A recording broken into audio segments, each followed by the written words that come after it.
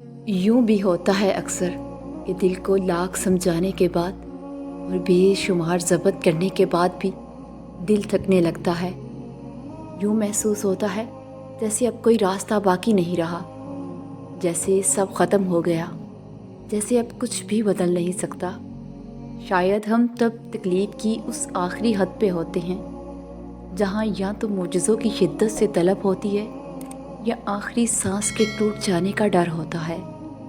तब दिल मसलहतों को जानने पर भी आमादा होता है और उन्हें तस्लीम करने से भी घबराता है, और इस घबराहट में खोकर हम भूल जाते हैं कि वो एक साथ जो हमें यहाँ तक लाई है उसने आगे की भी मंसूबाबंदी कर रखी है।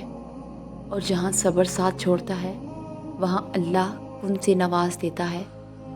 वो माजी देखकर नहीं, नीयत देखकर अता करता है। वो ये नहीं कहता कि अब दोबारा से क्यों आए हो, वो तो कहता है अब आ ही गए हो तो मेरे पास बैठ जाओ। वो ये नहीं कहता कि फिर से वही कहानी लाए हो, वो तो कहता है अब ले आए हो तो तसल्ली से सारी कहानी सुनाओ। वो ये नहीं कहता कि मेरी तो सुनते नहीं हो तो मैं क्यों तुम्हारी सुनूं। वो तो कहता है अब इतनी मुद्दत के बाद जो दीदार करवाया है तो बस जो सुनाना है सुनाते जाओ। वो ये नहीं कहता कि अपनी गरज के लिए मेरा नाम क्यों ले रहे हो। वो तो कहता है अब अगर पुकार ही रहे हो तो अपनी उस मीठी आवाज़ में मेरा नाम दोहराते जाओ। इतना दोहराओ कि मेरी मोहब्बत के पास ना कहने की गुंजाइश ही बाकी ना रहे। बस फिर वो मान जाता है।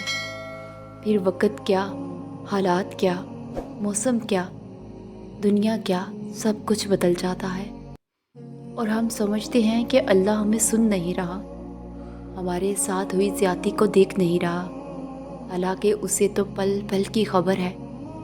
अल्लाह हर बात का, हर ज़्यादती का जवाब देता है, और उसका जवाब जब आता है तो सवाल ख़त्म हो जाते हैं। मगर वो जवाब बस तब देता है जब हम किसी की ज़्यादती पे सब्र कर लेते हैं, जब हम खामोश हो जाते हैं। हाँ, वक्ती तौर पर हमें उसकी मसलहतें समझ नहीं आती, लेकिन वक्त गुजरने के साथ साथ सब समझ आने लगता है। वो ना समझ में आ सकता है और ना तसव्वुर में लाया जा सकता है। उसकी रहमतें, उसका गज़ब उसकी पहचान है, और सबसे बढ़कर ये कि उसकी मोहब्बत की कोई मिसाल नहीं। उसकी मोहब्बत उस फूल की खुशबू की तरह है जिसे देखा नहीं जा सकता, बस महसूस किया जा सकता है। और जब उसे महसूस करने लगोगे तो सारी उलझनें सुलझने लगेंगी। और याद रखो, तुम उसे भूल भी जाओ ना, वो तुम्हें तब भी नहीं भूलता। कुरान में उस रब की बातें पढ़ो तो अकल दंग रह जाती है कि या अल्लाह इतनी मोहब्बत मुझसे, या अल्लाह मैं इस काबिल नहीं। और बेशक जब वो राज़ी हो जाता है तो सारी कायनात झोली में लाकर रख देता है।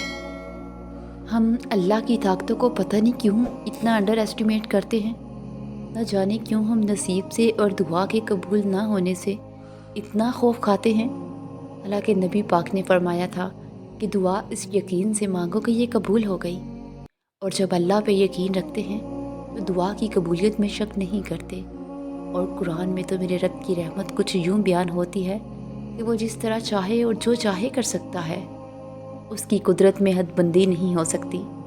उसने तो एक काम का इरादा किया और बस वो काम हो गया। ना वो मादा का महताज है, ना असबाब का पाबंद। फिर तुम किस चीज़ का खौफ खाते हो? जब वो राज़ी होता है तो सब हो जाता है। फिर वो दुनिया को दिखला देता है कि कायनात के दलाइल उसकी मोजज़ों से ज़्यादा ताकतवर कभी नहीं हो सकते। प्यारे व्यूअर्स, वीडियो अच्छी लगे तो अपनी राय का इजहार ज़रूर कीजिए और हमारे चैनल को सब्सक्राइब करना मत भूलिए। जज़ाकल्लाह।